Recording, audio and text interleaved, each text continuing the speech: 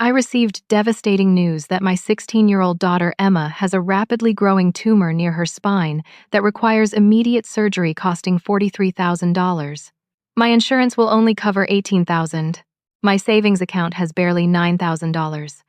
I swallowed my pride and called my wealthy parents for help with co-signing an emergency medical loan. My father said no because he doesn't want to take the risk to his credit score. 3 days later, I discovered on social media that my parents just left for a $21,000 luxury Caribbean cruise with my sister Jennifer and Jennifer's 3 children.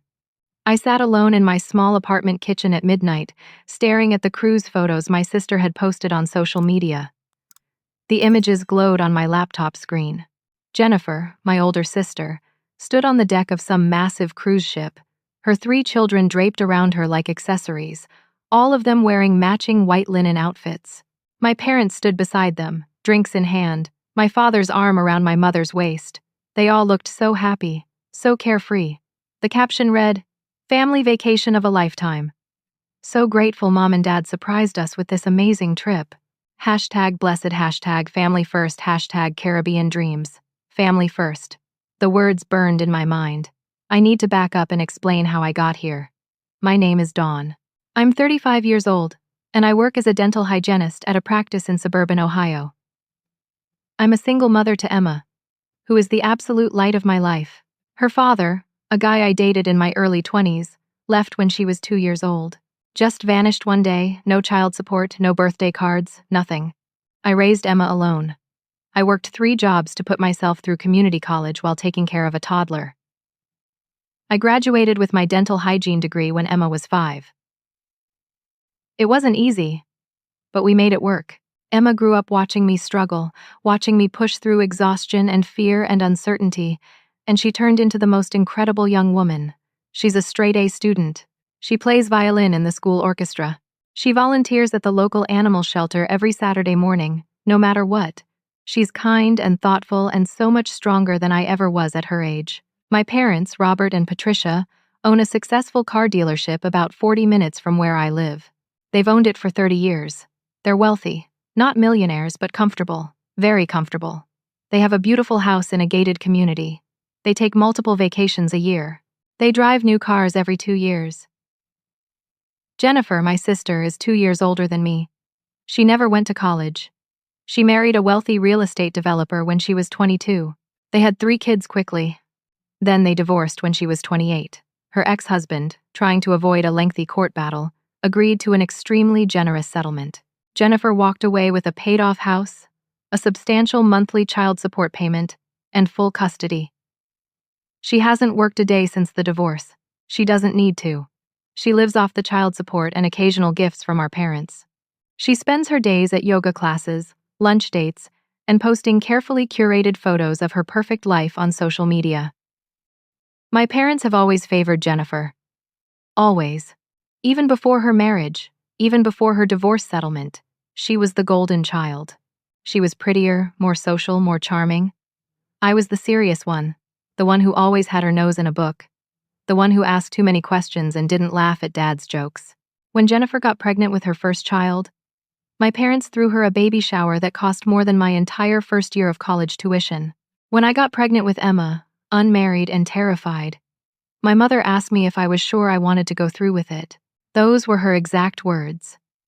Over the years, the favoritism only deepened. Jennifer's children got extravagant birthday parties at expensive venues. Emma got a cake from the grocery store and a card with a $50 check inside. Jennifer got a new car when her transmission failed. I got advice about shopping for used vehicles. I tried not to let it bother me. I tried to build a life separate from their approval. Emma and I created our own little family unit. We had traditions and inside jokes and a deep bond that money couldn't buy. I told myself that we didn't need them.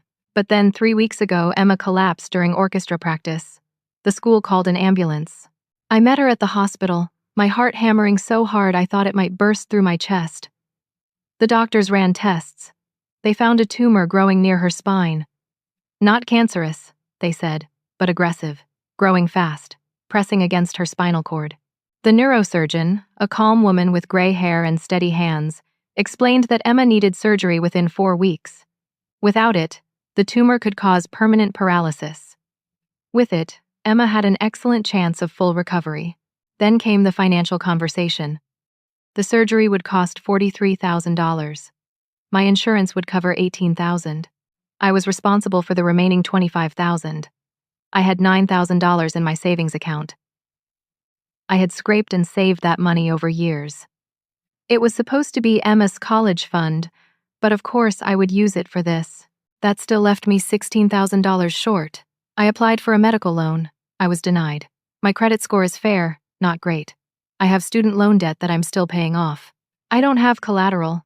The bank said I needed a cosigner with good credit and stable income. That's when I called my parents. I sat in the hospital parking lot, Emma upstairs getting more scans, and I dialed my father's number. My hands shook. "Dawn," he answered. "What is it?" "I'm in the middle of something." "Dad." "It's Emma. She's sick. She needs surgery." I explained everything. The tumor, the timeline, the cost. I spoke quickly, trying to get it all out before I started crying. "I need help," I said. "I need someone to co-sign a medical loan. Just co-sign. It'll make all the payments. I just need someone with good credit to guarantee it." There was a long silence. "Dawn, I don't know about that," he said finally. "Co-signing a loan? That's a big risk. If you default, it affects my credit. It affects the business." "I won't default," I said. "Dad, this is Emma. Your granddaughter. She could be paralyzed." "I understand it's serious," he said, his voice taking on that patient, condescending tone he always used with me. "But your mother and I have worked hard to maintain our financial stability. We can't just put that at risk." "I'm not asking for money," I said. My voice cracked. "I'm asking you to sign a piece of paper." "I'm sorry, Dawn. I can't do it. Have you looked into payment plans with the hospital?" "Yes. They won't cover the full amount. Dad, please. I have to go. I'm sorry about Emma. I hope you figure something out." He hung up. I sat in my car and stared at the steering wheel. I didn't cry. I was too stunned to cry. 2 days later, I tried again. This time I called my mother. "Mom, did Dad tell you about Emma?" "Yes. He mentioned it. It's very unfortunate. I need help. I need someone to co-sign a loan so she can have this surgery." "Dawn, your father and I already discussed this. We're not comfortable taking on that kind of liability." "Mom, she's your granddaughter, and you're our daughter, and we love you both. But we've worked very hard for our financial security. We can't jeopardize that. A signature isn't jeopardizing anything. It'll make the payments." "You say that now, but what if something happens? What if you lose your job? What if you get sick? Then we're on the hook for thousands of dollars." I couldn't believe what I was hearing. "So you'd rather Emma risk paralysis than sign a paper?" "Don't be dramatic, Dawn. I'm sure there are other options. Have you called her father?" "Has been gone for 14 years, Mom. You know that." "Well, maybe it's time to track him down. This is his responsibility too." I closed my eyes. "Will you help or not?" "We can't. I'm sorry. But maybe this will be a learning experience for you about planning ahead and having emergency funds." The conversation ended shortly after that. I went home that night and held Emma while she cried. She had overheard me on the phone with my mother. She knew her grandparents had said no. "It's okay, baby," I whispered into her hair. "We'll figure it out. I promise." But I didn't know how. Then, 3 days after that phone call with my mother, I was scrolling through social media during my lunch break at work. I saw Jennifer's post. The cruise ship. The matching outfits. The caption about being blessed. $21,000. That's what a luxury Caribbean cruise for 6 people costs. I looked it up. My parents wouldn't co-sign a loan to save their granddaughter from paralysis, but they could drop $21,000 on a vacation with my sister and her kids. I read through the comments on Jennifer's post. Dozens of people telling her how lucky she was, how wonderful our parents were, what an amazing family we had. I sat there in the break room of the dental office, fluorescent lights buzzing overhead, and something inside me broke. Not broke like shattered. Broke like broke free. I opened my laptop and started a new folder. I titled it Documentation. I began taking screenshots, Jennifer's cruise post, my parents' social media profiles, full of photos from their gated community house, their new cars, their previous vacations. I found their dealership's website and social media pages, full of posts about family values and community support. Then I went through my phone. I screenshotted every text message exchange with my parents about the loan. I saved my loan denial letter. I photographed Emma's medical bills and the surgeon's letter explaining the urgency of her condition. I didn't know what I was going to do with all of it yet, but I knew I was done begging. I was done being the daughter who wasn't worth helping. I was done protecting people who wouldn't protect my child. I closed my laptop and went back to work. But everything had changed. I wasn't the same person I had been that morning. I had spent my entire adult life trying to earn my parents' love and approval. I had spent years making excuses for their favoritism, telling myself that Jennifer needed them more, that I was strong enough to manage on my own. But watching my daughter face a terrifying medical crisis while my parents partied on a cruise ship, I finally understood the truth. They didn't love me less because I had done something wrong. They loved me less because they had chosen to. And no amount of trying harder or being better would ever change that. So I stopped trying, and I started planning. The next morning, I called my childhood best friend Marcus. We grew up on the same street, went to the same schools, stayed close even as our lives took different paths. Marcus went to college on a full scholarship, got his MBA, and now works as a financial advisor at a respected firm downtown. "Marcus, I need help," I said when he answered. "Dawn, what's wrong?" I told him everything. The tumor, the surgery, the money, my parents' refusal, the cruise. He listened without interrupting, which is one of the things I've always loved about Marcus.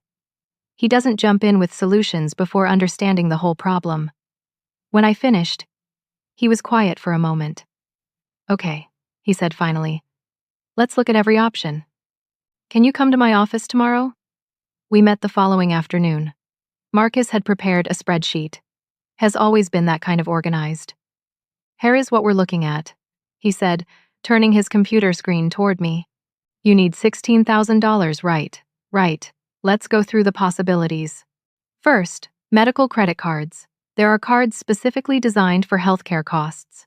High credit limits, sometimes with promotional 0% interest periods. I applied for 2. Denied both times. Because of your credit score and existing debt," he said, nodding. "Okay, payment plans directly with the hospital. They'll do a payment plan for up to $10,000. That still leaves me $6,000 short, and the surgery can't wait for me to make enough payments." Marcus tapped his pen against the desk. "Crowdfunding." I felt my face flush, like GoFundMe. Exactly like that. "Dawn, there's no shame in it. People use it for medical expenses all the time. It feels like begging. It's not begging. It's asking your community for support during a crisis. That's what communities are for." I thought about it. The idea made me deeply uncomfortable, but what choice did I have? "Okay," I said. "I'll do it." Marcus helped me set up the page that evening. We used a photo of Emma from her last orchestra concert, her violin tucked under her chin, eyes closed in concentration. I wrote the description, explaining her condition, the surgery, the cost. I didn't mention my parents. Not yet. I shared the link with friends, coworkers, extended family. The donations started coming in. $20 here, $50 there, $100 from my coworker Brenda, $500 from Marcus and his wife. After 3 days, the GoFundMe had raised $2,300. I was grateful, truly. But it wasn't enough, and time was running out. I picked up extra weekend shifts at a second dental office across town. I worked 12-hour days, then came home to Emma. She was scared. I could see it in her eyes, even though she tried to hide it. She didn't want to burden me with her fear.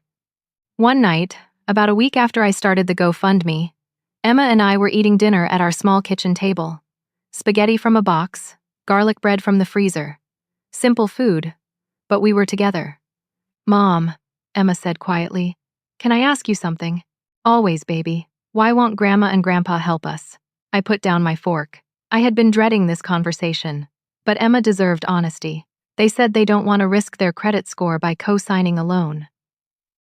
Emma nodded slowly. She's a smart kid. She understands what that means. But they had money for the cruise with Aunt Jennifer. Yes. Do they not like us? The question broke my heart. I think they love us in their own way. But their own way isn't enough. It's never been enough. Emma looked down at her plate.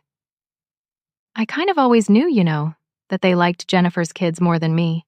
They'd come to Christmas and bring these huge presents for my cousins. Bikes and gaming systems and stuff. And it'd get like a sweater. Emma, I'm so sorry. It's not your fault, Mom. You always made Christmas special. I didn't care about the presents. But it was weird, feeling like I wasn't as important. I reached across the table and took her hand. You are the most important thing in the world to me. You always have been. And anyone who can't see how incredible you are doesn't deserve to know you. She squeezed my hand. I know, Mom. And I know you're doing everything you can. I'm not scared. Well, I am scared. But I know you've got this. Her faith in me was almost crushing.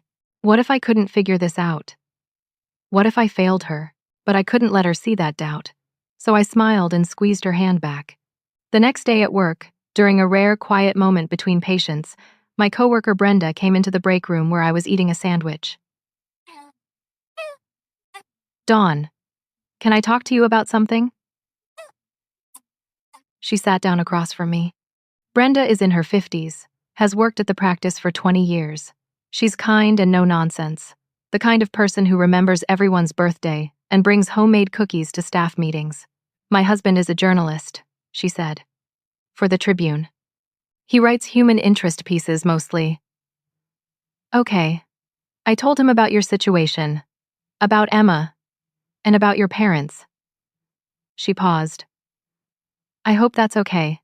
I know it's personal. My first instinct was to feel exposed. But then I thought about the folder on my laptop, the screenshots, the documentation. Maybe this was why I had saved all of it. What did he say? I asked. He thinks it might be a story worth telling, not just your family drama, but the bigger picture, medical debt, healthcare costs. How even middle-class families can be destroyed by one medical emergency. Something clicked in my mind. A story. A public story. Would he want to interview me? He would. But Dawn, you need to understand what that means. It would be public. Your parents would know. Your sister would know. There could be fallout. I thought about my parents on that cruise ship. I thought about my mother's voice on the phone, telling me this was a learning experience about planning ahead. I thought about Emma crying in my arms, wondering why her grandparents didn't think she was worth helping. Set up a meeting, I said. I'll talk to him. Over the next few days, Emma's GoFundMe continued to grow slowly. I was up to $4,000. Still nowhere near enough. I had 9 days left until the surgery deadline the hospital had given me. I met with Brenda's husband, Thomas Wright, at a coffee shop near the newspaper office. He was younger than I expected, maybe early 40s, with wire-rimmed glasses and a friendly demeanor. Thanks for meeting with me, Dawn, he said, as we sat down with our coffees. Brenda told me about your daughter. I'm sorry you're going through this. Thank you. So, I want to be upfront with you. Personal family drama, on its own, isn't usually newsworthy. People have complicated family relationships. That's just life. My heart sank a little. Oh. But, he continued, there are some elements here that go beyond personal drama. Can you tell me about your parents' business? I pulled up their dealership's website on my phone and showed him. They own Patterson Auto Sales. They've had it for 30 years. Thomas scrolled through the site. I watched his expression change as he read. Family owned and operated. He read aloud. Committed to our community. We treat every customer like family. He looked up at me. Do they actually treat every customer like family? Or just the ones they like? Despite everything, I almost laughed. Good question. He clicked over to their social media pages. Posts about sponsoring Little League teams. Photos of them presenting a check to a local food bank. A video message about the importance of supporting your neighbors. This is interesting, Thomas said. They've built their brand on family values and community support, but they won't help their own granddaughter with a medical emergency. That's right. And the cruise. I showed him Jennifer's post, the $21,000 vacation. The timing of it, just days after they refused to help Emma. Thomas was quiet for a long moment, reading through everything. Dawn, I think there is a story here, not just about your family, but about the hypocrisy of people who market themselves one way and live another. About the healthcare crisis in this country. About how even people with resources choose not to help. Will you write it? If you're comfortable with it being public, your parents will be named. The dealership will be named. This will affect them. I thought about Emma, about the tumor pressing against her spine, about the clock ticking down. I'm comfortable with it, I said. We spent the next hour going over details. I showed him all my documentation. The medical bills, the loan denial letter, the text message exchanges with my parents. Thomas took notes, asked clarifying questions, double-checked facts. I'll pitch this to my editor today, he said as we finished. If she approves it, I'll have it written in 2 days. Thank you, Thomas. He looked at me seriously. Dawn, once this is published, you can't take it back. Your relationship with your parents, with your sister, it's going to change. Probably permanently. Are you sure? I thought about Emma's question. Do they not like us? I'm sure, I said. Thomas' editor approved the story. He called me the next afternoon to confirm. 2 days later, the article was published online. The headline read, Local Business Owners' Luxury Vacation Sparks Debate About Family Obligations. The article was factual and measured. Thomas quoted me directly. He included the details about Emma's condition, the cost of the surgery, my parents' refusal to co-sign the loan. He mentioned their dealership by name and included screenshots of their social media posts about family values. He referenced the $21,000 cruise with Jennifer and her children. The article ended with a broader discussion about medical debt in America and the moral obligations family members have to each other. It was published at 8 in the morning. By noon, it had been shared 400 times on social media. By evening, it was over 2,000 shares. The comments section filled up fast. Most people were supportive of me. They called my parents hypocrites. They said they'd never buy a car from Patterson Auto Sales. They shared their own stories of family betrayal and medical debt. Some people defended my parents. They said family isn't obligated to co-sign loans. They said I was airing private business publicly. They called me vindictive. I didn't respond to any of the comments. I just watched as the article spread further and further. The kind of crying that comes from months of terror and stress finally releasing. Emma heard me and came into my room. Mom, what's wrong? I showed her the GoFundMe page. She stared at the number. We did it, she whispered. We did it, baby. Your surgery is covered. She threw her arms around me and we cried together. Relief and gratitude and disbelief all mixed together. I called the hospital that morning and paid the remaining balance. Emma's surgery was scheduled for 6 days later. For the first time in weeks, I could breathe. But the situation with my parents was just beginning to unravel. My phone started ringing around 10 in the morning. Relatives I hadn't heard from in years. My cousin Beth, who I used to play with as a kid. My uncle Frank, my dad's brother, my aunt Carol, my mom's sister. Some of them were supportive. Beth said she always knew my parents favored Jennifer. Frank said he was proud of me for standing up for Emma. Carol said she wished she'd spoken up about the favoritism years ago. Others were angry. My cousin Ryan, Jennifer's husband's best friend, called me a snake. My Aunt Linda said I was tearing the family apart over money. I didn't answer most of the calls. I was too overwhelmed. Then at 2 in the afternoon, my phone buzzed with a text from Jennifer. You backstabbing piece of garbage. You've humiliated Mom and Dad. You've destroyed their reputation. I hope you're proud of yourself. I stared at the message. Part of me wanted to respond with everything I'd been holding in for 35 years, but I didn't. I just deleted the text and blocked her number. An hour later, another text. This one from my mother's number. Your father and I have retained an attorney. You will be receiving a cease and desist letter for defamation. Everything you said in that article was designed to harm us. We will not stand for it. I forwarded the text to Marcus, who immediately called me. Dawn, they can't sue you for defamation if you told the truth. Did you lie about anything in the article? No. Everything was accurate. Then they're bluffing.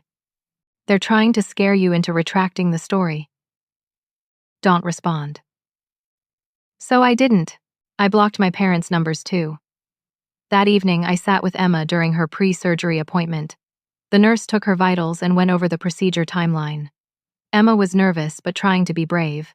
"Mom, are Grandma and Grandpa going to come to the hospital?" she asked quietly. "I don't know, baby. Probably not." She nodded. "That's okay. Aunt Carol said she's coming. And Marcus. And Brenda." My heart swelled. "Hello, I'm delighted to assist you with our voice services. Choose a voice that resonates with you and let's begin our creative audio journey together." But when morning came, Emma was calm. She held my hand in the pre-op area and told me she loved me. "I love you too, baby. So much. You're the strongest person I know. I learned from you, Mom." They wheeled her away at 7:30 in the morning. The surgery was expected to take 4 to 5 hours. Marcus sat with me in the waiting room. So did Brenda and her husband Thomas. Aunt Carol came and brought coffee and muffins that no one ate. At 11:15, my phone buzzed with a notification. I glanced at it automatically. A local TV station had just posted an article on their website. The headline read, "Medical debt story goes viral. Daughter speaks out against parents." The article rehashed Thomas' original piece but added new details. Apparently, people had started leaving negative reviews on my parents' dealership website. Someone had created a Facebook group called Patterson Auto Sales Boycott. The group already had over 800 members. "Dawn," Marcus said gently. "Don't look at that stuff right now. Focus on Emma." He was right. I put my phone away. At 12:45, the surgeon came out. She was still in her scrubs, her mask pulled down around her neck. "The surgery went very well," she said. And I felt my entire body sag with relief. We were able to remove the entire tumor. "No complications. Emma's in recovery now. She'll be groggy for a while, but you can see her soon." I thanked her about 15 times. Aunt Carol hugged me. Marcus pumped his fist in the air. Brenda wiped tears from her eyes. Emma was going to be okay. 2 hours later, I sat beside her hospital bed. She was awake but drowsy, her words slightly slurred from the anesthesia. "Hey, Mom," she mumbled. "Hey, baby. How do you feel?" "Weird. Floaty." "Did it work?" "It worked perfectly. The doctor said you're going to be just fine." She smiled, eyes half closed. "Good. That's good." A nurse came in to check Emma's vitals. As she was leaving, she mentioned that someone had paid for all of Emma's physical therapy sessions in advance, the entire 12-week program. The payment had come in that morning from an anonymous donor. I was stunned. The physical therapy was going to cost around $6,000. Someone had just covered the entire thing. "Do you know who it was?" I asked the nurse. "No, I'm sorry." The payment was marked anonymous. After she left, I sat in the chair beside Emma's bed and cried again. Quiet tears this time. Tears of gratitude for strangers who were kinder to us than my own family had been. My phone buzzed. A voicemail from my father. I hesitated, then listened to it.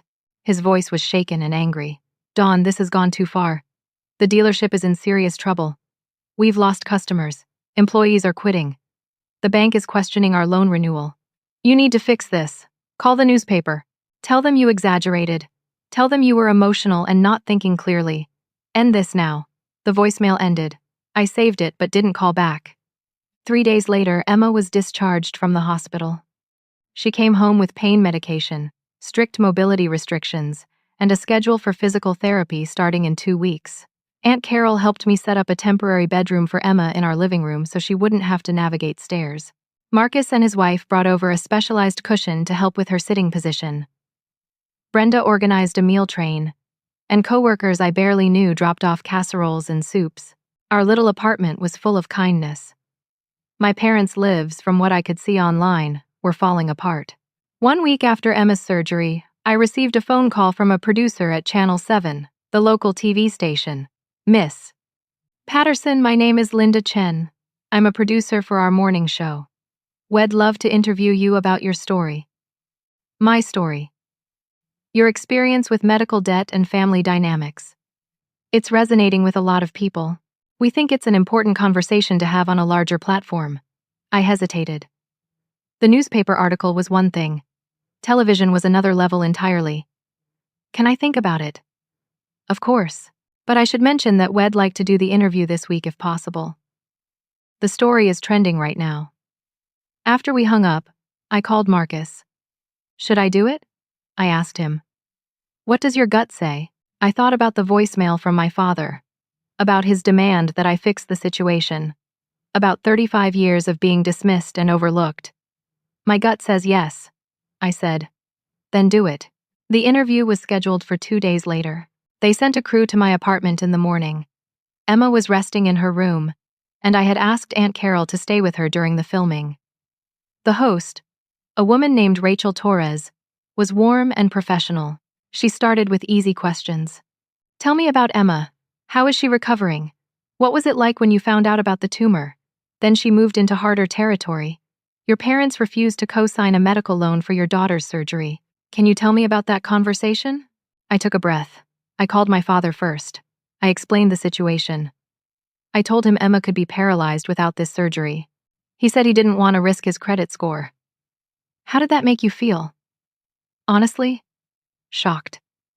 I knew my parents and I didn't have the closest relationship, but I never thought they'd refuse to help their granddaughter in a medical emergency. And then they went on a cruise.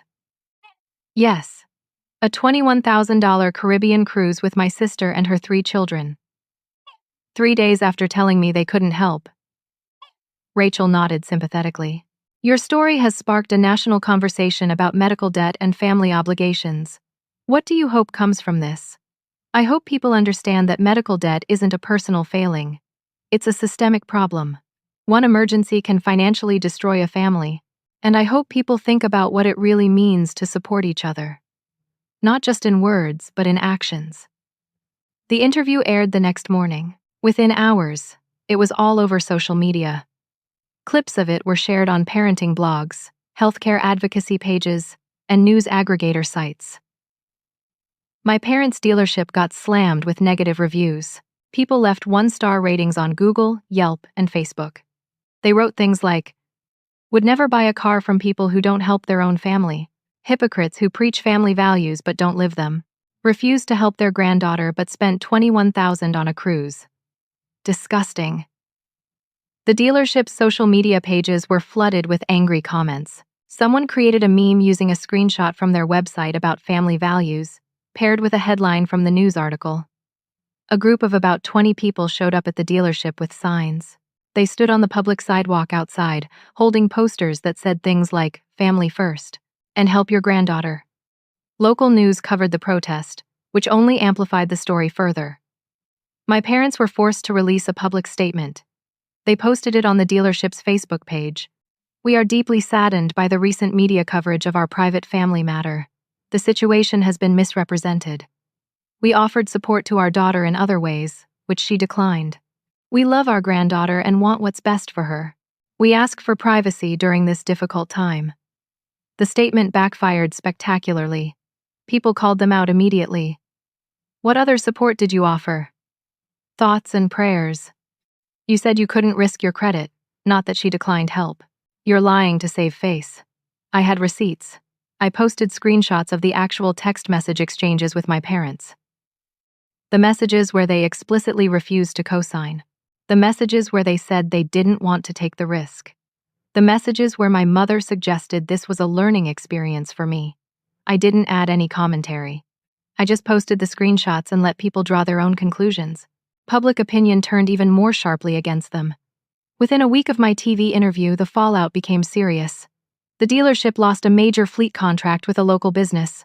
The owner of the business publicly stated that he couldn't, in good conscience, continue a relationship with Patterson Auto Sales, given their treatment of family. 3 longtime employees quit. One of them, a sales manager who had worked there for 12 years, posted on social media about feeling uncomfortable working for people who valued money over family. The local bank that held the dealership's commercial loan requested a meeting with my parents. Marcus, who has connections in the banking world, told me that the bank was likely concerned about the reputational damage affecting the business' ability to generate revenue. Then something unexpected happened. Jennifer's ex-husband, Stephen, filed a motion with the family court. He argued that if Jennifer's parents could afford to spend $21,000 on a vacation for Jennifer and the kids, then Jennifer clearly didn't need as much child support. He requested a reduction in his monthly payments and a modification of the custody arrangement to give him more parenting time. The motion included screenshots of Jennifer's cruise photos as evidence. Jennifer lost her mind. She called me for the first time since this whole thing started. I was so surprised to see her name on my phone that I answered without thinking. "You destroyed my life!" she screamed. "Stephen is trying to take my kids and cut my support because of you." "Because of me? I didn't post those cruise photos." "You did. You started all of this. You went to the media. You made us all look bad." I told the truth about what happened. "You're a selfish, vindictive person, Dawn. You always have been. You've been jealous of me your entire life. And this is your revenge." Something about that accusation, the sheer absurdity of it, made me laugh. Not a happy laugh. A bitter, exhausted laugh. "Jennifer, I have never been jealous of you. I felt sorry for you. Sorry for me. Yes. Sorry that you've never had to work for anything. Sorry that you don't know who you are outside of being mom and dad's favorite. Sorry that you're so dependent on other people's money that one court motion could upend your entire life. How dare you? I spent my whole life trying to earn their love. You had it handed to you, and you didn't even appreciate it. But you know what? I'm glad I didn't get what you got. Because I had to become strong. I had to figure out who I was. And my daughter knows she's loved because of what I do, not because of what I buy her." Jennifer was silent for a moment. Then she said, voice cold, "I hope you're happy. You've destroyed this family." "No, Jennifer. I just stopped pretending we were something we weren't." She hung up. I felt strangely calm after that conversation. Like I had finally said things I'd needed to say for decades. That evening, I sat down and wrote Jennifer an email. A long one. I laid out every instance I could remember of being treated as less than.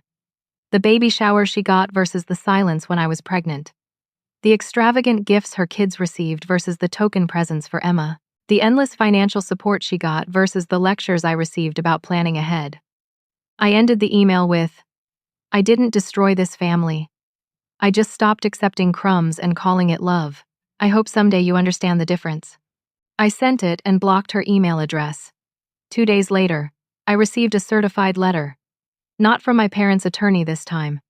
This one was from a medical debt advocacy organization called Healthcare Justice Now.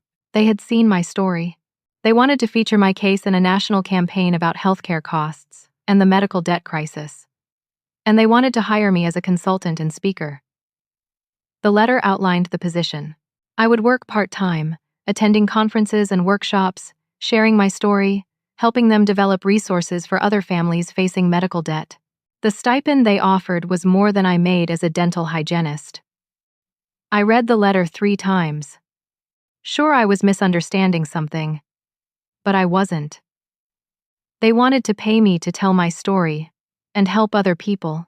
I called the contact number listed in the letter. A woman named Amanda Sullivan answered. "Miss Patterson, thank you so much for calling. We've been hoping to hear from you.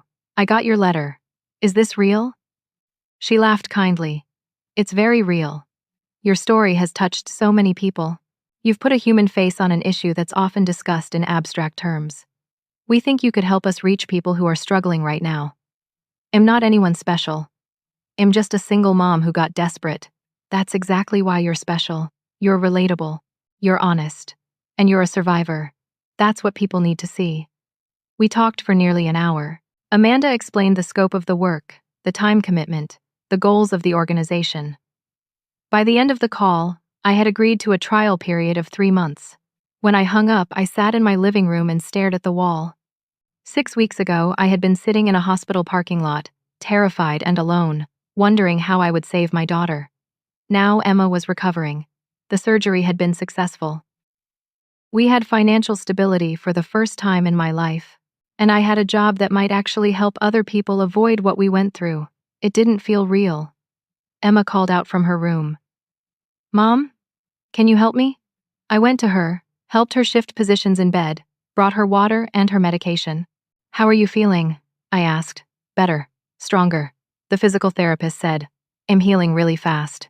"That's because you're young and tough." She smiled. "Mom, can I ask you something?" "Always." "Do you think Grandma and Grandpa will ever apologize?" I sat on the edge of her bed. "Honestly, I don't know. I don't think they believe they did anything wrong." "Does that make you sad?" "It used to. Now I just feel free, like I don't have to try anymore."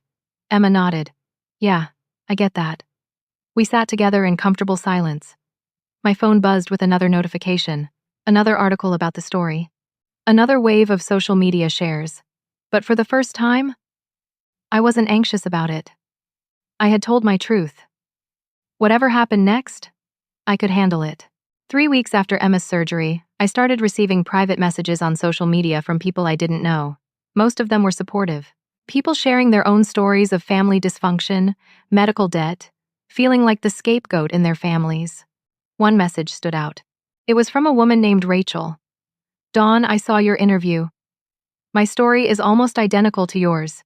Different details, but the same dynamic. My parents helped my brother buy a house but wouldn't co-sign my student loans. I thought I was the only one who felt this way.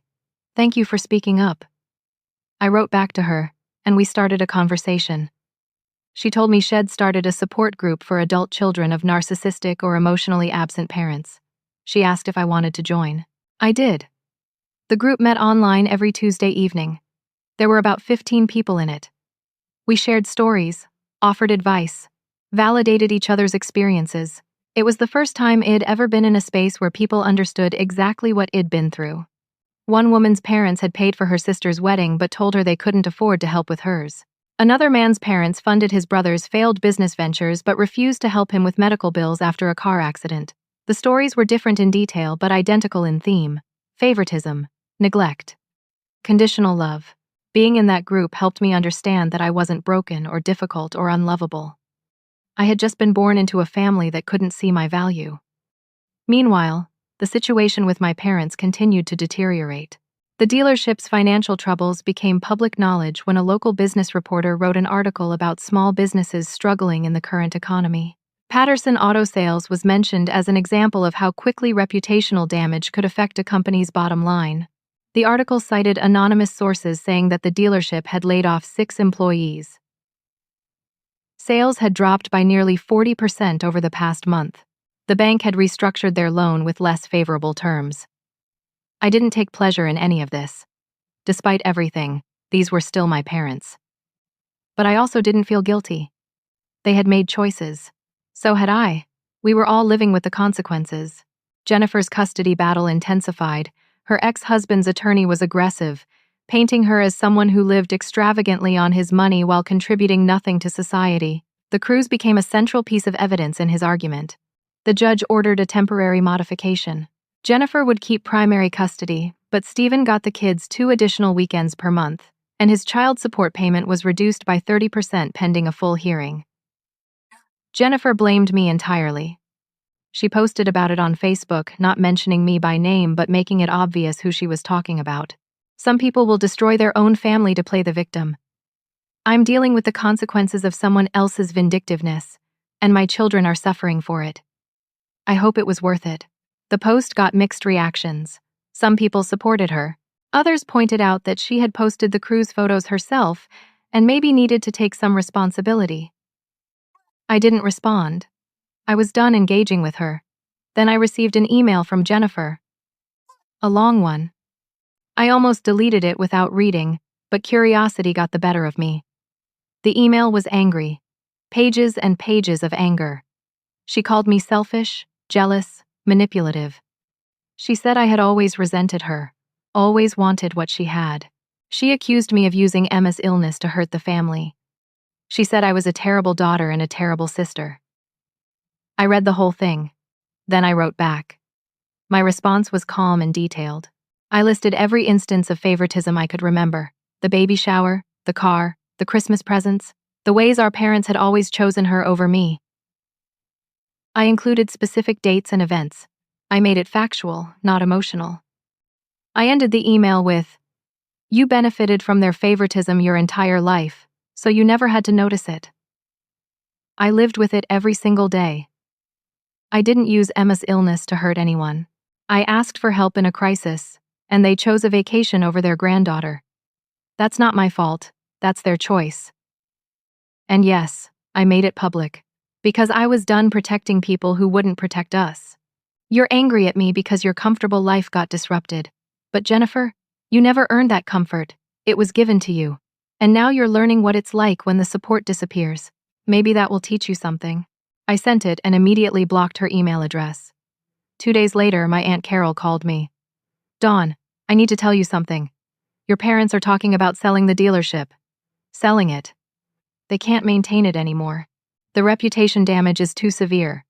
They're getting offers, but nothing close to what it's worth. They're going to take a significant financial hit. How do you know this? Your mom told me. She's furious with you, Dawn. She blames you for ruining their legacy. Their legacy was built on hypocrisy, I said. I just pointed it out. Carol was quiet for a moment. I should have said something years ago about how they treated you versus Jennifer. I watched it happen, and I stayed silent because I didn't want to cause family drama. I'm sorry for that. Thank you for saying that. How's Emma doing? Really well. She's almost done with physical therapy. The doctors are amazed at how fast she's healing. I'd like to keep seeing her. And you. If that's okay. It's more than okay, Carol. It means a lot. After we hung up, I thought about what Shed said. My parents were selling their business, their legacy, the thing they'd worked on for 30 years. And they blamed me. Part of me felt guilty, but a larger part of me recognized that they had choices at every step. They could have helped Emma. They could have skipped the cruise. They could have been honest in their public statement. They could have taken accountability. Instead, they chose to protect their image. And when that failed, they chose to blame me. I couldn't control their choices. I could only control mine. That evening, my phone rang. My father's number. I hadn't blocked him yet, though I hadn't answered any of his previous calls. This time, I picked up. Hello. Dawn. His voice was rough, like he'd been yelling or crying or both. We need to talk. Okay, the dealership is being sold. We're moving to Florida. Your mother and I are done with this town. I heard. You destroyed us, Dawn. You destroyed everything we built. I took a breath. No, Dad. I asked for help with my daughter's medical emergency. You said no. I found another way. That's all I did. You went to the media. You humiliated us. I told the truth. If the truth was humiliating, maybe you should think about why that is. Don't turn this around. You made us look like monsters. I made you accountable. There's a difference. He was silent for a long moment. Then he said, grudgingly, How is Emma? She's recovering. She'll be fine. Another pause. I've been following your work, the advocacy stuff. This surprised me. You have. Your mother won't look at it. But I have. You're good at it. The speaking, the interviews. Thank you. I still think you handled this wrong, but... He trailed off. But what? Maybe we should have helped. Maybe we should have signed the loan. It wasn't an apology. It was barely an admission. But it was something. Yes, I said simply. You should have. If I wanted to see Emma, would you let me? I thought about it. If you want a relationship with Emma, you'll have to earn it, not with money. With time and consistency and actually showing up. If you can do that, then yes. But I won't force her to have a relationship with you just because you're her grandfather. That's fair, he said quietly. And Dad? I'm not going to pretend the past didn't happen. If you want to move forward, it has to be with honesty. I understand. We talked for a few more minutes. He told me about the dealership sale, about the move to Florida. He sounded tired, older than I'd ever heard him. Before we hung up, he said, I'm not saying you were right to do what you did, but I'm not saying we were right either. Maybe we're both learning something. It wasn't the apology I'd spent my life waiting for, but it was an opening, a possibility. After the call, I sat on my couch and cried. Not sad tears. Complicated tears. Grief for the relationship it never had with my parents. Relief that maybe, someday, there could be something honest between us. Exhaustion from carrying this weight for so long. Emma came out of her room, moving slowly but steadily. She sat beside me. "Was that Grandpa?" "Yeah." "What did he say?" "He said maybe they should have helped us. And he asked if he could see you." Emma leaned her head on my shoulder. "What did you tell him?" "That he'd have to earn it. That I wouldn't force you to have a relationship with him. Do you think he will?" "Earn it?" "I don't know, baby. Maybe. People can change, but it has to be because they want to, not because they feel obligated. I think I'd like to give him a chance. But I'm not in a hurry. That's wise." We sat together in comfortable silence. My phone buzzed. An email from the advocacy organization. They wanted me to speak at a healthcare conference in Chicago next month. All expenses paid, plus the consultation fee. A year ago, I was drowning in debt and fear. Now I was being asked to speak at national conferences. Now I had a voice that people wanted to hear. Life is strange sometimes. Painful and beautiful and strange. 4 months after Emma's surgery, things had settled into a new normal. Emma had completed physical therapy and been cleared to return to all her regular activities. She was back in school full-time, playing violin in the orchestra, volunteering at the animal shelter, stronger than before, not just physically but emotionally. I had fully transitioned into my consulting role with Healthcare Justice Now. I gave talks at conferences, participated in panel discussions, helped develop educational materials about medical debt. I traveled about twice a month, usually just overnight trips. Aunt Carol stayed with Emma when I was gone. The work was fulfilling in a way my dental hygiene job had never been. I was helping people. Really. Helping them. I received emails almost daily from people who had heard me speak or read my story, telling me it had given them courage to ask for help or to stand up for themselves. My parents had moved to Florida. They sold the dealership for significantly less than it was worth a year ago, but they were still financially comfortable. They'd bought a condo in a retirement community near Tampa. My father called once a month. The conversations were brief and awkward, but they were happening. He sent Emma a birthday card with a check inside. Small steps. My mother hadn't contacted me at all. According to Aunt Carol, she was still angry, still blamed me for everything. I had made peace with the fact that she might never speak to me again. Jennifer and I had no relationship. Shed moved with her kids to a smaller house after her child support was reduced. Stephen had 50% custody now. From what I heard through relatives, she was struggling with the adjustment. I felt sorry for her kids, who were caught in the middle of adult dysfunction, but I didn't feel responsible for it. I had started a blog about single parenting and financial survival. It was simple, just stories and advice from my own experience. But it had gained a modest following.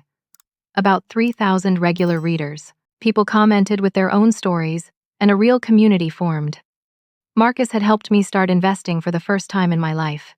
Nothing dramatic, just modest monthly contributions to a retirement account and a college fund for Emma, but it felt incredible to have that security. One Tuesday evening in late fall, I was sitting at my laptop working on a blog post when I got a Facebook message from someone I didn't recognize. "Hi, Dawn. My name is Sarah Martinez.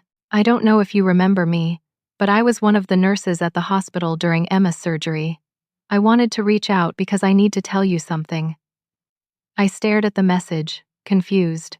Then I typed back, "Hi, Sarah. I remember the nurses were all wonderful. What did you want to tell me?" Her response came quickly.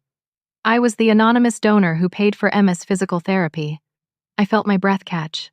"That was you." "Yes. I need to explain why.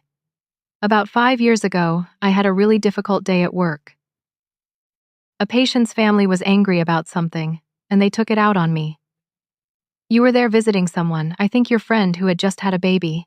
You saw what happened and you came over afterward and told me I was doing a great job. You said healthcare workers don't get enough appreciation. It was such a small thing, but it meant so much to me that day." "I barely remember that," I typed. "I know. But when I saw your story on the news, I recognized you immediately. And I remembered how kind you were. I wanted to help. I had some savings, And I knew physical therapy was expensive, so I called the hospital and paid for it anonymously. I was crying as I read her words. Sarah, that was one of the most generous things anyone has ever done for us. Thank you doesn't feel like enough. You don't need to thank me. You would have done the same thing. We messaged back and forth for a while. She told me about her life, her family. I told her about Emma's recovery, about the advocacy work. By the end of the conversation, Wed made plans to meet for coffee. A week later, Sarah and I sat in a small cafe near the hospital. She was younger than I expected, maybe late 20s, with dark curly hair and an easy smile. How's Emma doing? She asked. Amazing. You'd never know she had surgery. She's completely back to normal. That's wonderful. Sarah, can I ask you something? That money, that was thousands of dollars. Why did you do it? She stirred her coffee thoughtfully. Honestly? Because I grew up poor. My parents worked 3 jobs between them, and we still struggled. When I was 12, my little brother needed surgery for a broken leg that healed wrong. My parents couldn't afford it right away, so he limped for almost a year before they saved enough. I remember watching my mom cry at the kitchen table because she couldn't help her own kid. Your story reminded me of that. I have a good job now. I'm stable. I wanted to help because I know what it's like when nobody else will. We talked for 2 hours. About healthcare, about family, about the strange ways life connects people. By the time we left the cafe, Wed exchanged numbers and promised to stay in touch. Sarah became a real friend. We met for coffee every few weeks. She came to Emma's orchestra concerts. She was one of those rare people who entered your life at exactly the right moment and just fit. In December, I received a call from a literary agent named Monica Fletcher. Miss Patterson, I've been following your blog and your advocacy work. Have you ever considered writing a book? A book? About what? Your story. Medical debt, family dysfunction, how you found your voice and your strength? I think there's a real audience for it. I'm not a writer. I'm a dental hygienist who started a blog. She laughed. Some of the best memoirs are written by people who don't think of themselves as writers. They're just honest. And you're very honest. I don't know. Think about it. If you're interested, I'd love to set up a meeting. I already have a publisher who's expressed interest based on your blog alone. After we hung up, I told Emma about the call. You should do it, Mom, she said immediately. You think, yeah, your story helped so many people already. A book would help even more. I thought about it for a week. Then I called Monica back and agreed to meet. She flew in from New York. We met at a hotel restaurant downtown. Monica was sharp and enthusiastic, asking me questions about my story, about what I'd want to say in a book. This isn't just about medical debt, she said. It's about family trauma, about breaking generational patterns, about the courage it takes to speak truth, even when it costs you everything. When you put it like that, it sounds more important than it feels. Dawn, do you know how many people stay silent their whole lives because they're afraid of losing their families? You spoke up. And yes, you lost some relationships, but you gained yourself. That's powerful. By the end of the meeting, I had agreed to write a proposal. If the publisher liked it, they'd offer a contract. I spent the next month working on the proposal, writing out my story in detail, thinking about the themes and lessons, imagining what I wanted readers to take away from it. It was hard. Emotionally draining. I had to relive everything. The fear when Emma got sick, the betrayal when my parents refused to help, the terror of going public, the aftermath. But it was also healing. Putting it all into words gave me perspective. I could see how far I'd come. I could see that the scared, desperate woman I'd been a year ago had transformed into someone stronger. In January, Monica called with news. The publisher wanted the book. They were offering an advance of $75,000. I almost dropped the phone. $75,000. Yes. They believe in this project. They think it has real commercial potential. The advance would pay off every remaining debt I had. It would let me move to a bigger apartment. It would fund Emma's college savings in a real way. I signed the contract a week later. Writing the book took 6 months. I worked on it in the evenings after Emma went to bed, on weekends when she was with friends. I wrote about the pain and the betrayal and the fear. I wrote about finding my voice.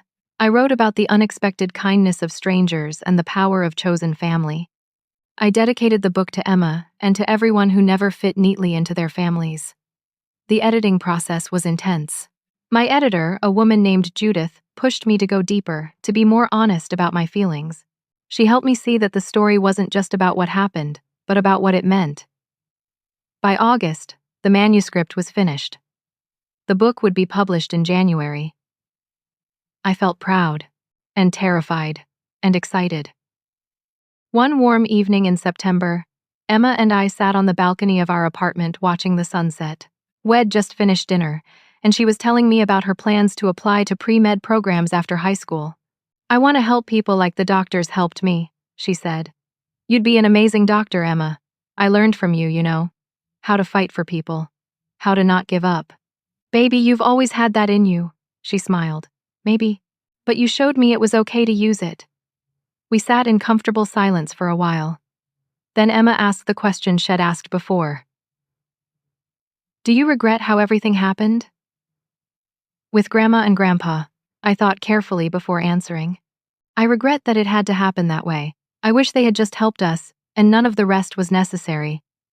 But I don't regret standing up for us. I don't regret telling the truth, because look at where we are now. Where are we? We're free. We have real relationships with people who actually care about us. We have financial stability for the first time ever. We have purpose. And most importantly, you're healthy and happy. That's all that matters. I'm proud of you, Mom. I'm proud of you too, baby. You handled everything with so much grace." "I learned from you," she said again. We watched the sunset, painting the sky in shades of orange and pink. My phone buzzed with an email notification. The advocacy organization wanted me to testify at a state legislative hearing about medical debt reform. They were proposing a bill that would cap interest rates on medical loans and require transparent pricing. I looked at the email, then at Emma, then back at the sunset. A year ago, I was desperate and alone. Now I had a voice that people listened to.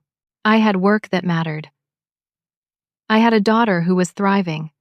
Sometimes the worst moments of your life lead you to exactly where you need to be. 6 months later, publication day arrived. My book hit shelves in January, almost exactly a year after Emma's surgery.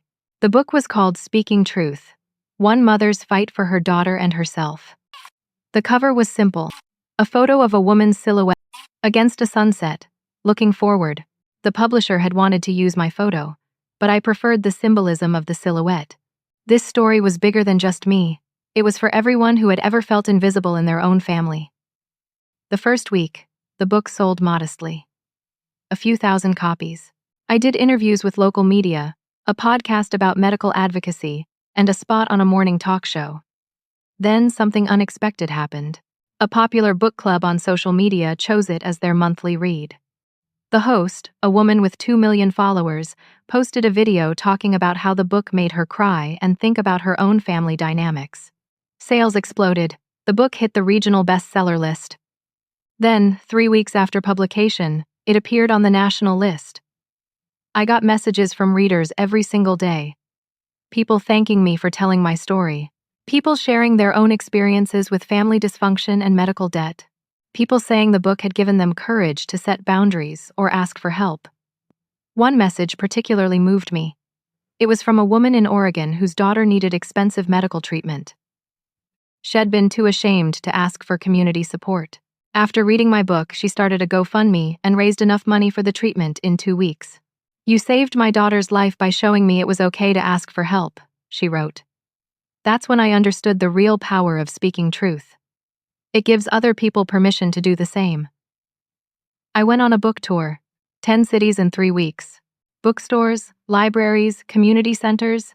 At every event, people lined up to tell me their stories, to hug me, to thank me. In Denver, a woman told me her parents had disowned her for being gay.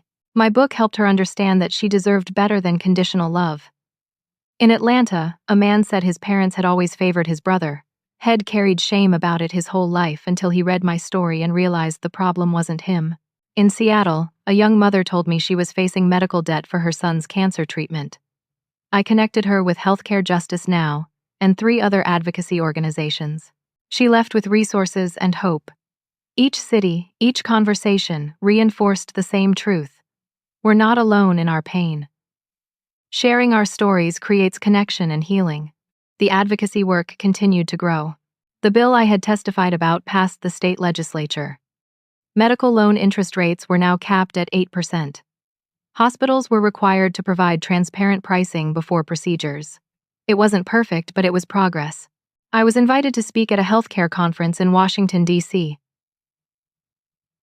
Policymakers and advocates from across the country attended. I gave a 20-minute talk about my experience and the systemic changes needed to address medical debt. Afterward, a congresswoman approached me. She was working on federal legislation about medical billing practices and wanted to include patient stories in her pitch. She asked if I'd be willing to testify before a congressional committee. I said yes. In March, I stood in a hearing room in the Capitol building and told Emma's story to a room full of legislators. I talked about the impossible choice between my daughter's health and financial ruin. I talked about the failure of our system to protect families in crisis. I ended with this: no parent should have to choose between their child's health and their financial survival. No child should wonder if they're worth saving. We can do better. We must do better. The committee thanked me for my testimony. 2 of the legislators told me privately that my story had changed their perspective on the issue. Whether the legislation would pass, I didn't know. But I had used my voice. That was what mattered. My relationship with my father continued slowly. He called regularly now, usually on Sunday evenings. The conversations were still somewhat stilted, but they were real. He asked about Emma, about my work, about the book. He was trying. In April, he flew up from Florida to visit. Just him, not my mother. He took Emma and me out to dinner at a nice restaurant. Over dessert, he said something I never expected to hear. "Dawn, I owe you an apology. A real one." Emma and I both looked at him. "When you asked us to help with Emma's surgery, I was thinking about money, about risk, about credit scores. I wasn't thinking about what actually mattered, which was my granddaughter's health and my daughter's fear. That was wrong. I was wrong." His voice was thick with emotion. "I can't undo that. I can't go back and make a different choice. But I need you to know that I see it now. I see how we failed you. How we always failed you, really. And I'm sorry." I felt tears in my eyes. "Thank you for saying that. I've been reading your book. Your mother won't touch it, but I've read it 3 times now. You were right about a lot of things. About how we treated you versus Jennifer. About the favoritism. I told myself it wasn't that bad, or that you were being too sensitive, but you weren't. It was that bad. And I'm sorry." Emma reached across the table and took her grandfather's hand. "I forgive you, Grandpa. But you have to keep showing up. Not just now, but from now on." He nodded, tears in his eyes. "I will. I promise." That dinner didn't fix everything. It didn't erase 35 years of being second choice. But it was a beginning. A real one. My mother never apologized. She never read the book. She never reached out. According to my father, she was doing well in Florida, had made friends in her community, stayed busy with activities. I made peace with the fact that she might never acknowledge what had happened. Some people can't face their own culpability. That was her choice, and I couldn't control it. Jennifer and I never reconciled. Last I heard, she was working part-time at a boutique and had started dating someone new. Her kids were doing okay. I hoped they were genuinely okay, not just putting on a good front. I had lost my mother and my sister, but I had gained so much more. Aunt Carol had become like a real mother to me. She came to every one of Emma's concerts, celebrated every milestone, showed up consistently in ways my actual mother never had. Sarah, the nurse who had paid for Emma's physical therapy, was now one of my closest friends. We had dinner together every few weeks, texted regularly, supported each other through life's ups and downs. Marcus and his wife had us over for holidays. We'd created our own chosen family, built on genuine care rather than obligation. The support group I'd joined had grown. We now had over 50 members across the country. We met virtually twice a month, sharing stories and strategies for healing from family trauma. I learned that chosen family is often stronger than biological family because it's built on mutual respect and authentic love, not guilt or expectation. In May, Emma performed a violin solo at her spring concert, a complex piece she'd been working on for months. I sat in the audience with Aunt Carol, Marcus and his wife, Sarah, and my father, who had flown up for the event. Emma played beautifully. When she finished, the audience erupted in applause. She smiled, took a bow, and looked directly at me. In that moment, I felt complete peace. My daughter was healthy and happy and thriving. She knew she was loved. She knew she was worth fighting for. After the concert, we all went out for ice cream. My father picked up the check without being asked. Small gestures, but they added up. On the drive home, Emma said, "Today was perfect, Mom." "It really was, baby. I'm glad Grandpa came." "Me too. Do you think Grandma will ever come around?" I thought about it. I don't know. Maybe someday. But Emma, we can't wait for other people to be ready to love us the way we deserve. We have to love ourselves enough to move forward without their approval. That's what your book is about, right? Yeah, that's exactly what it's about. We pulled into our apartment complex. It wasn't fancy, but it was ours. Safe and stable and full of love. Inside, I tucked Emma into bed even though she was 16 and didn't really need tucking in anymore. "Mom," she said as I was leaving her room. "Yeah, thank you for fighting for me. For us. Always, baby. Always." I went to my own room and sat on my bed. I thought about everything that had happened over the past year and a half. The terror of Emma's diagnosis. The betrayal of my parents' refusal. The fear of going public with my story. The avalanche of consequences. The unexpected opportunities. The healing. The growth. If someone had told me 18 months ago that Emma's tumor would lead to a book deal, a career in advocacy, testimony before Congress, and genuine peace in my life, I would never have believed them. But life is strange that way. Sometimes the worst moments break you open in ways that allow new light to enter. I had learned so much. I learned that speaking truth, even when it's uncomfortable, is an act of courage. I learned that family isn't just about who you're related to, but about who shows up for you consistently. I learned that advocating for yourself doesn't make you selfish, it makes you whole. Most importantly, I learned that you teach people how to treat you. For 35 years, I had accepted crumbs and called it love. I had made myself small to accommodate other people's limitations. I had swallowed my hurt to keep the peace. And where had that gotten me? Nowhere good. But when I finally said enough, when I finally demanded the respect I deserved, everything changed. Not easily, not without cost, but meaningfully.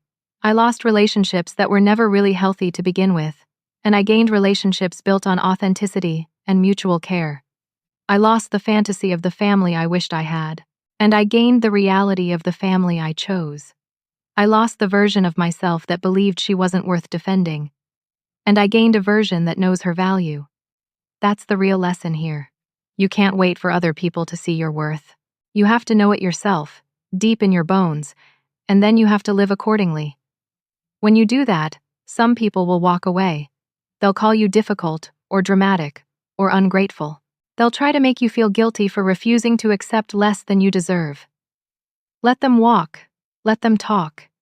Your peace is more valuable than their approval. The people who are meant to be in your life will stay. They'll respect your boundaries. They'll celebrate your growth. They'll show up not just when it's convenient, but when it's hard. Those are your people. Hold them close. I opened my laptop and started writing a blog post. I wanted to share some reflections on this journey now that the book was out and things had settled. I wrote about the questions I get asked most often in interviews. Do you regret going public? Would you do it again? And my answer is always the same. I regret that it had to happen that way. I wish my parents had simply helped us, and none of the rest had been necessary. But given that they made the choice they made, yes, I would do it all again. Because the alternative was suffering in silence. The alternative was teaching Emma that her health wasn't worth fighting for. The alternative was spending the rest of my life making myself small to protect people who wouldn't protect us. I couldn't live with that alternative. So I spoke up. And it changed everything. I published the blog post and closed my laptop.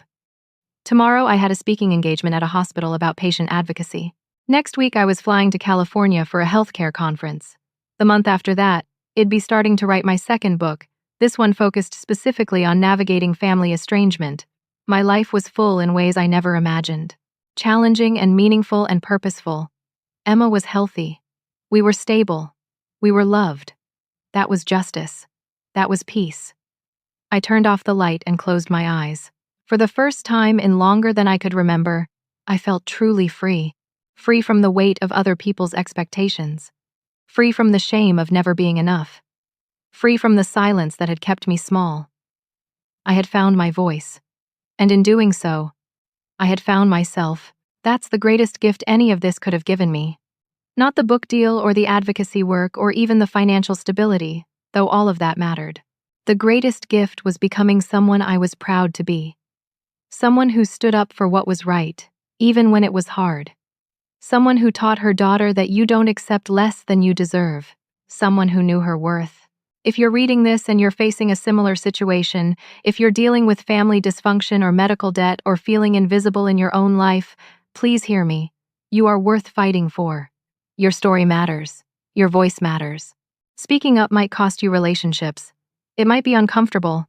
It might change everything. But silence will cost you yourself, and that's too high a price to pay. Find your courage. Tell your truth. Build the life you deserve. You'll be amazed at what becomes possible when you finally refuse to settle for crumbs.